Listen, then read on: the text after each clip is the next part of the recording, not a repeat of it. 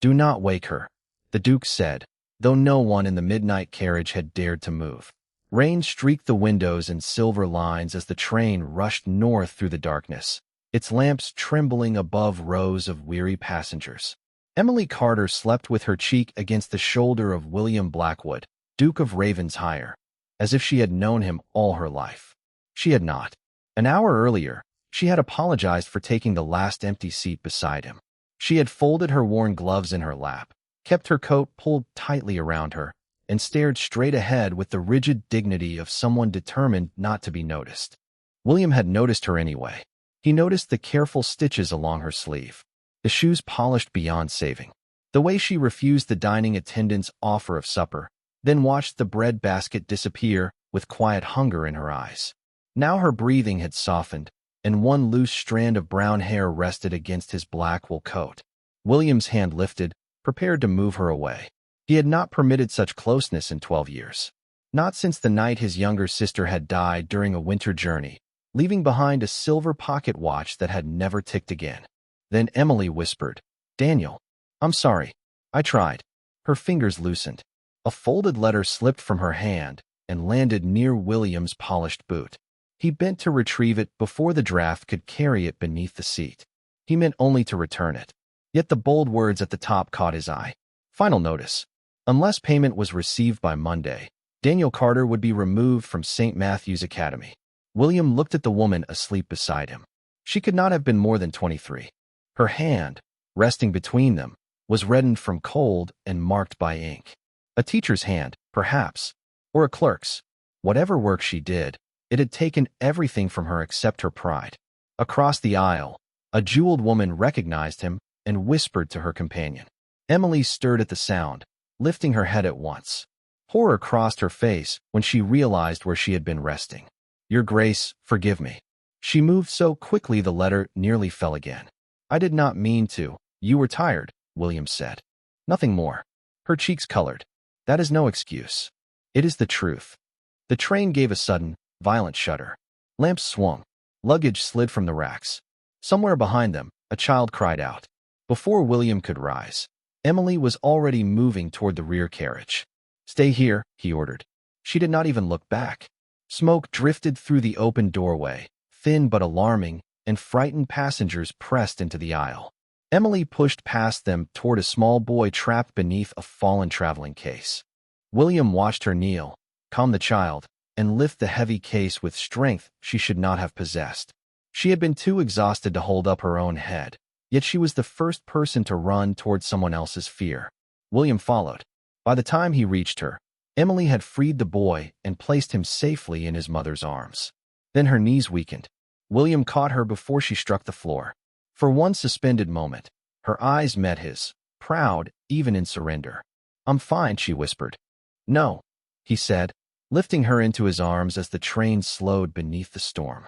"You have merely become accustomed to falling where no one bothers to catch you." The train came to a complete stop less than a mile from an abandoned rural station, its wheels groaning beneath the relentless rain. By the time the passengers were guided outside, the storm had swallowed the tracks in darkness, and the narrow platform shone beneath weak lantern light. William carried Emily down the metal steps before she could protest. The moment her shoes touched the wet boards, she pulled away, gathering what remained of her composure around her like a cloak. "I can stand," she said. "That does not mean you should. People are watching." William glanced toward the frightened travelers huddled beneath the station roof. "They appear occupied with surviving the night." Emily opened her mouth to answer, but a station worker hurried toward them and announced that the tracks ahead had been damaged by flooding. No train would leave before morning. Perhaps not even then. A single rescue wagon waited near the road, small enough to carry only a few passengers to the nearest village, nearly 6 miles away. Emily watched as an elderly woman climbed inside, followed by the mother and child she had helped. There was room for one more. The driver called for her to come quickly. She took one step forward, then noticed a young father holding a little girl beneath his coat while rain soaked through his shirt. Without hesitation, Emily turned to him. "Take my place." The man stared at her. "Miss, you are unwell. Your daughter is colder." William's expression hardened as the father entered the wagon with the child in his arms. The vehicle disappeared into the rain, leaving Emily pale and shivering beneath the station lamp. You gave away your only safe passage, William said. They needed it more. And what do you believe you need? Nothing that cannot wait until morning. Her voice was steady. Her hands were not. A black carriage emerged through the storm, its lanterns cutting across the road. William's driver halted beside the platform, and the footman opened the door. Emily immediately shook her head. I cannot travel alone with you. You will not be alone. My driver and footman are present. That distinction will not matter to those eager for scandal. William removed his heavy coat and placed it around her shoulders before she could refuse. The warmth carried the faint scent of cedar and rain. Scandal does not kill as quickly as winter. Your Grace, I cannot accept this. You have already refused food, rest, and a seat in the rescue wagon. I am beginning to suspect refusal is your only reliable habit. A flash of indignation returned color to her face. And I am beginning to suspect command is yours. For the first time, something almost like amusement touched his eyes. Then we understand one another. Get in. The carriage moved north toward Ravensshire through flooded roads and fields hidden beneath mist. Emily sat opposite him, wrapped in his coat, fighting sleep with visible determination. William unfolded the letter she had dropped and held it toward her. Daniel is your brother? Her gaze fell to the page. Yes. How old is he? 15. And you are traveling to secure his tuition? I am traveling for work. She turned toward the dark window. The tuition is what the work must save. The carriage struck a deep rut. Emily reached for the leather strap, missed it, and swayed. William caught her hand. It was colder than the rain against the glass. When did you last eat? He asked. This morning. The answer came too quickly. Yesterday, then. She said nothing. Her eyes closed for 1 second, opened again, then slowly lost their focus. Miss Carter, I am awake. You are lying. Only because the truth would be inconvenient. Her final word faded into silence. Her body tilted forward, and William caught her before she reached the floor. This time there were no witnesses, no whispers, and no pride left for her to defend.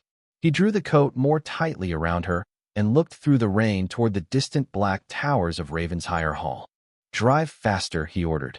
For 12 years, William Blackwood had returned to that house alone. Tonight, he was bringing home a woman who had given away her last safe place to someone else. Ravensshire Hall rose from the rain like a fortress abandoned by time, its black stone walls gleaming beneath the carriage lamps and its narrow windows holding only scattered points of candlelight. Emily did not see it. She remained unconscious against William's arm as the carriage passed through iron gates and climbed the long drive between rows of wind-bent trees. When the doors opened, Mr. Charles Whitmore, the elderly butler, stood beneath the portico with 2 footmen behind him. His practiced expression faltered when William stepped down carrying a young woman wrapped in his coat. Send for Dr. Harris, William said, and have the eastern guest room prepared. Whitmore recovered at once. Yes, Your Grace. Inside, the entrance hall was vast and cold despite the fire burning beneath the carved stone mantel. Portraits of Blackwood ancestors watched from shadowed walls, their painted faces severe beneath layers of dust. William crossed the marble floor without slowing. At the foot of the main staircase, a tall grandfather clock stood silent. Its hands had stopped at 11:43 12 years earlier, and no servant had dared to wind it since. Emily stirred as they passed. Her lashes lifted, and for a moment she looked at the dark ceiling without understanding where she was. Then she realized William was carrying her. Put me down, she whispered. When you can stand without falling. I can stand. You have made that claim twice. It has yet to become true. Mrs. Abigail Reed, the housekeeper, appeared at the top of the stairs, her gray dress as orderly as her expression. She directed the footmen toward the eastern rooms, while William carried Emily upward himself. No guest had slept in that wing for years. No laughter had crossed its threshold. By midnight, the doctor had examined her and declared that exhaustion, hunger, and a fever brought on by exposure were responsible for her collapse. Rest, warm food, and several quiet days would restore her. William stood beside the window while the doctor spoke. Several days? Emily asked from the bed. Her voice was weak, but alarm sharpened it. I must reach Ashbourne Manor tomorrow. You will do no such thing, the doctor replied. Then I will lose the position. Better a position than your health. Emily turned her face away, but William saw the fear she tried to hide. It was not fear for herself. "Leave us," he said. When the room emptied, she looked at him. "Your Grace, I am grateful, but I cannot remain here." "You cannot leave. Those are not the same thing." Rain tapped against the windows. The firelight trembled across the pale wallpaper and the dark wooden bedposts. William studied her with the same cool attention he gave legal contracts and estate accounts, yet nothing about Emily Carter could be reduced to numbers. "Why is Ashbourne Manor so important?" he asked. "Because they offered enough to keep Daniel in school. There are other positions." "Not for me." The answer came too quickly. William noticed. "Why?" Emily's fingers tightened around the blanket. "That is not your concern. You became my concern when you collapsed in my carriage. Kindness does not grant ownership." The words landed softly, but they struck something old inside him. William looked away toward the mantel, where a small silver pocket watch rested beside an unlit candle. Whitmore must have placed it there after removing William's wet coat. The watch had belonged to his sister, Catherine. Its hands had stopped the night her train failed to reach Ravensshire. Emily followed his gaze. "It does not work," she said. "No, why keep it?" His jaw tightened. Some things are easier to preserve than repair. Silence gathered between them. Then Emily asked, very gently, "Is that why you dislike trains?" William turned. No one in the household spoke of that night. No one asked about Catherine. "You should rest," he said. He left before she could answer. Yet instead of returning to his own rooms, William sat in the chair outside her door while the storm weakened beyond the windows. Near dawn, he opened the silver watch for the first time in 12 years.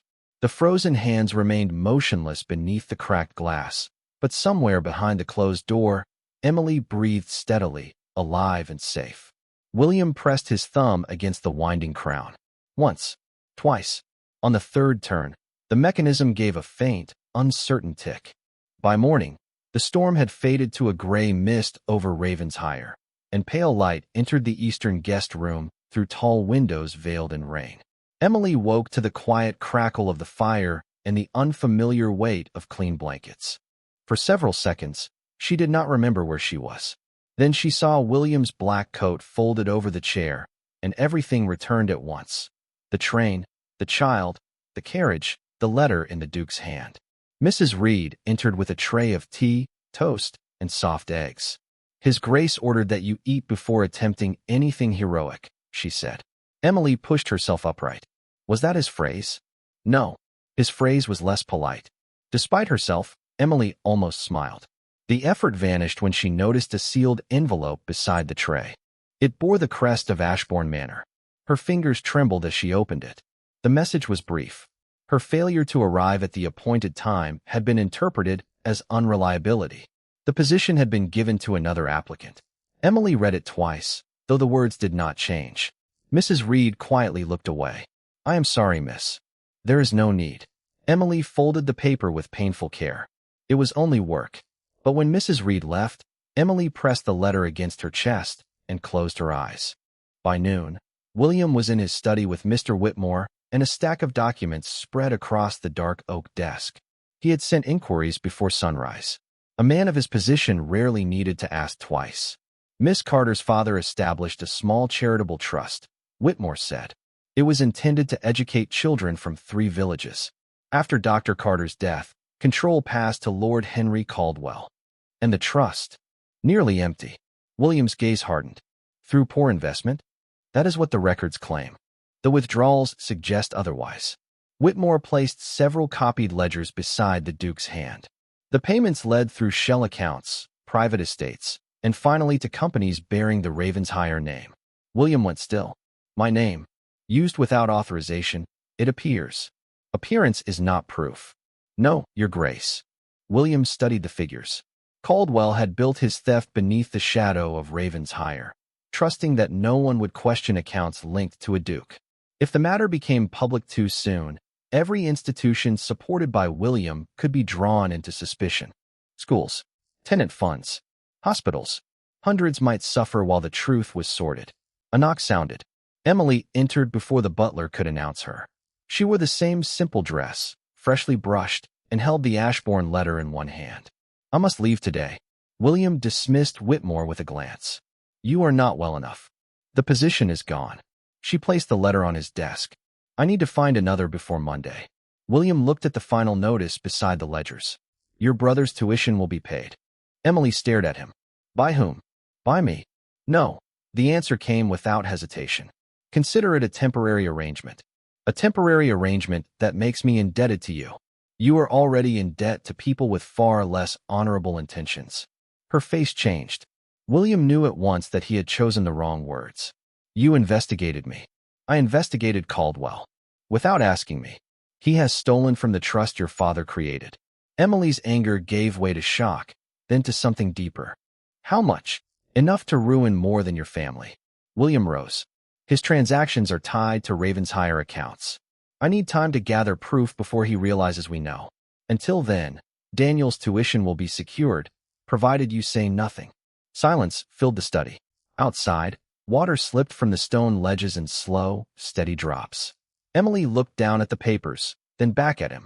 How many children depended on that trust? Nearly 40. And you are asking me to protect my brother while they remain unprotected. I am asking you to protect the investigation. With silence. For a few days, Emily set the Ashbourne letter beside the evidence.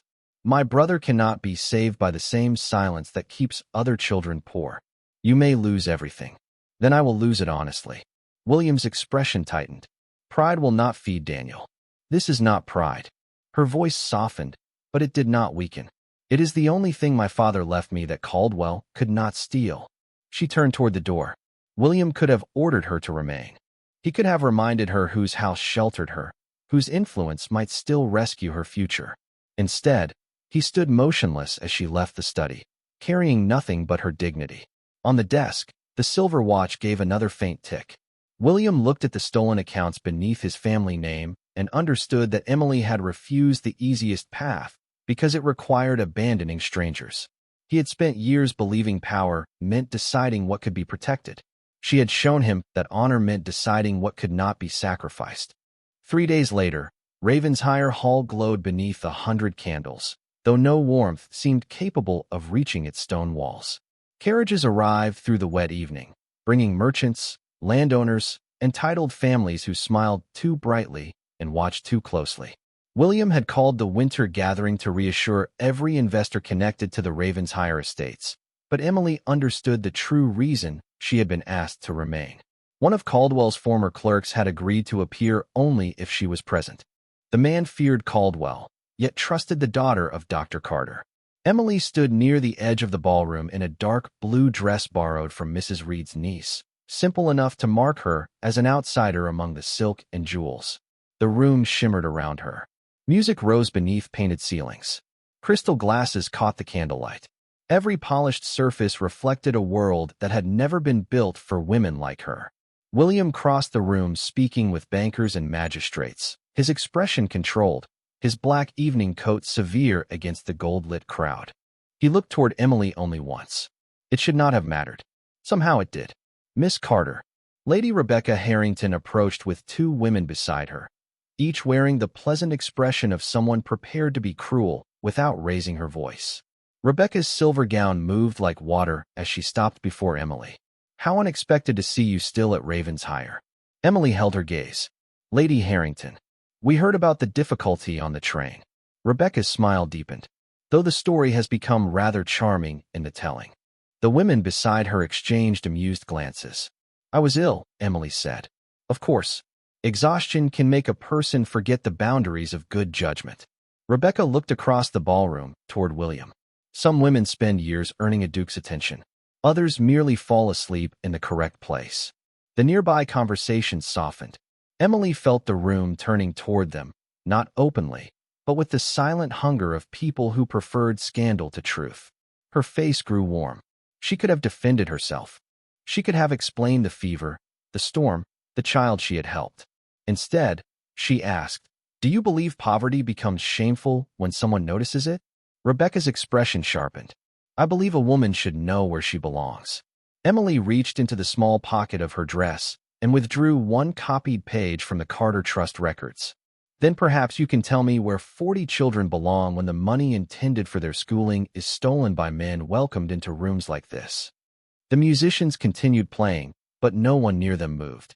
Rebecca glanced at the document without taking it. I have no idea what you are suggesting. Neither did I, until yesterday. Emily's voice remained calm. That ignorance did not make the theft less real. At the far end of the ballroom, William had stopped speaking. His eyes were fixed on her. Emily waited. One sentence from him would have ended the whispers. One public word would have placed his authority beside the truth. He said nothing. Rebecca saw it too. There, she murmured. Even His Grace understands discretion. The words cut more deeply than Emily expected because they were true. William knew what Caldwell had done. He knew why she was there. Yet he stood beneath the Blackwood crest, guarded by rank and silence. Emily looked at him across the crowded room. For one suspended moment, she saw conflict in his face. Duty, fear, calculation. None of it was courage. She placed the copied ledger on a marble table. You asked me to stay because a witness trusted me, she said when William finally approached. I did. Then let him know I will meet him tomorrow at the county courthouse. William lowered his voice. Emily, this is not the place. No, it is exactly the place. Her eyes moved across the nobles, investors, and officials pretending not to listen. This is where silence is dressed as respectability. His jaw tightened. You do not understand what is at risk. I understand perfectly.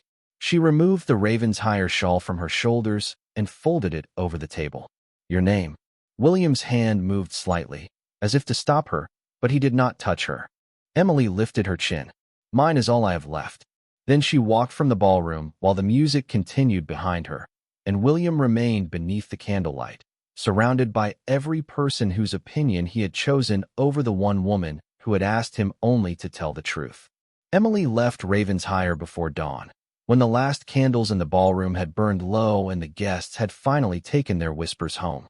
Mrs. Reed found her in the eastern hall fastening her worn cloak with unsteady fingers. At least wait for daylight, the housekeeper urged.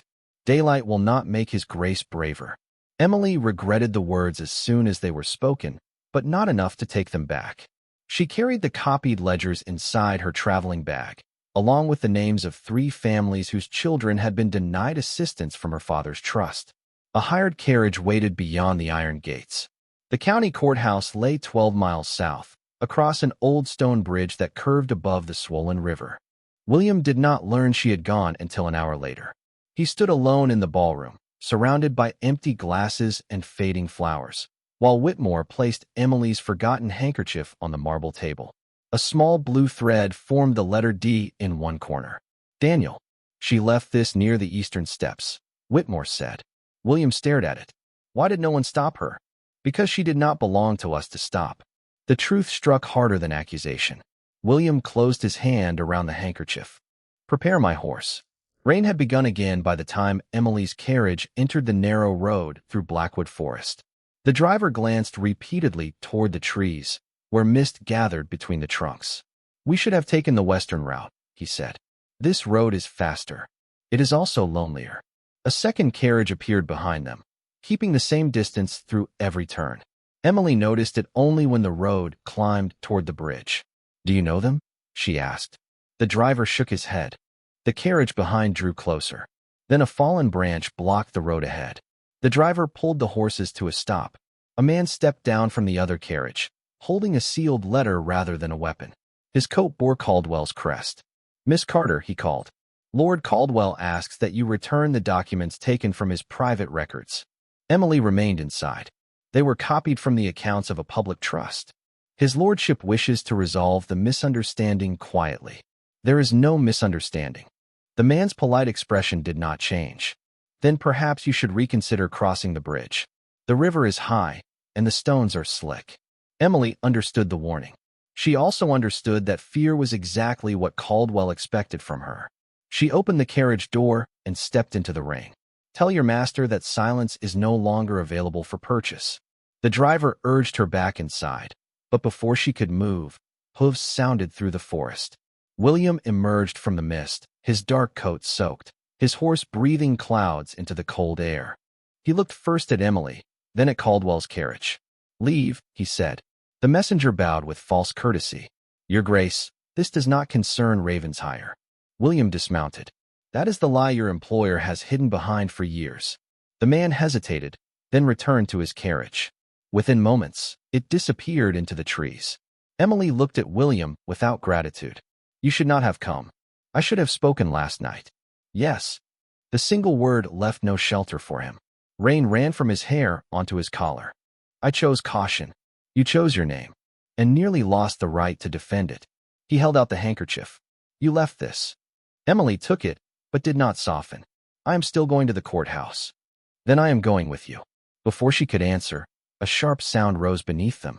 The swollen river had loosened one of the bridge supports, and the nearest stones shifted under the carriage wheels. William moved toward the driver, ordering him to back away.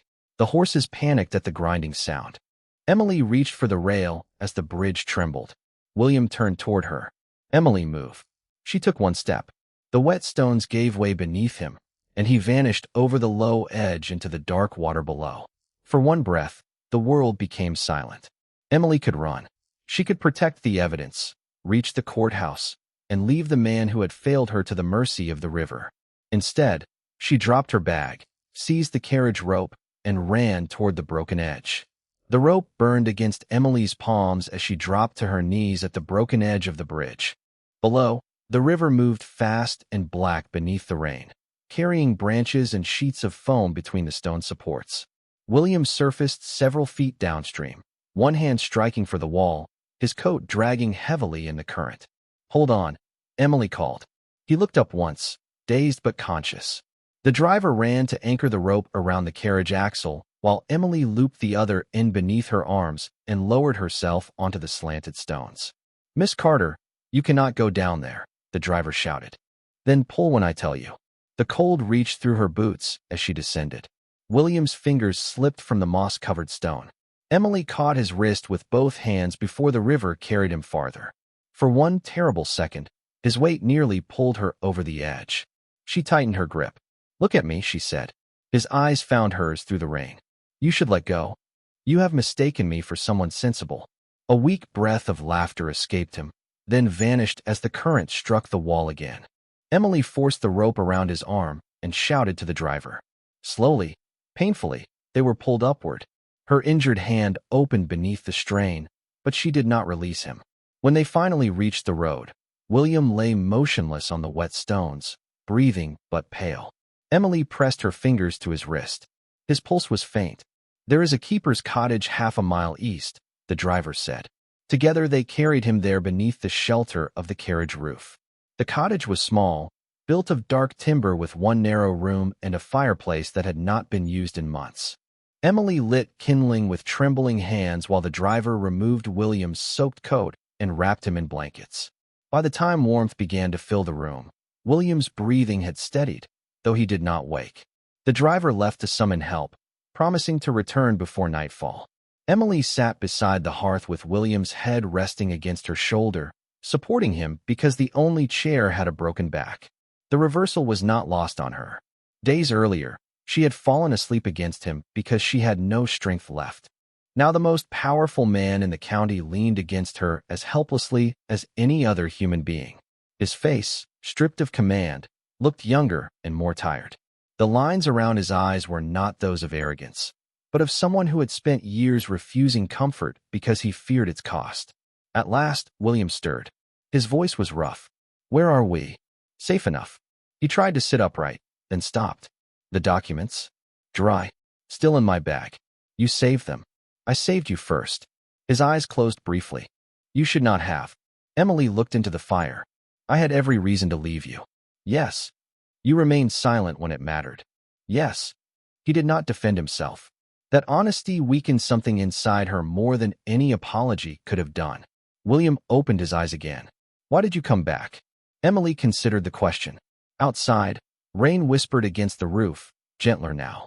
Because kindness does not become a mistake simply because the person receiving it once acted like a coward. The words left him still. Then his gaze dropped to her reddened hand. You are hurt. It will heal. And what I did, that depends on what you do next.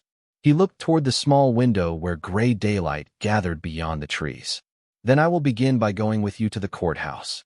Not as my protector. No, his voice was quiet, but certain. As a witness against the silence I helped preserve. For the first time since leaving Ravensshire, Emily believed him. Not because he had saved her. He had not. Because he had finally allowed the truth to cost him something. By late afternoon, the rain had weakened to a pale mist, and the driver returned with a closed carriage, dry blankets, and a message from Mr. Whitmore.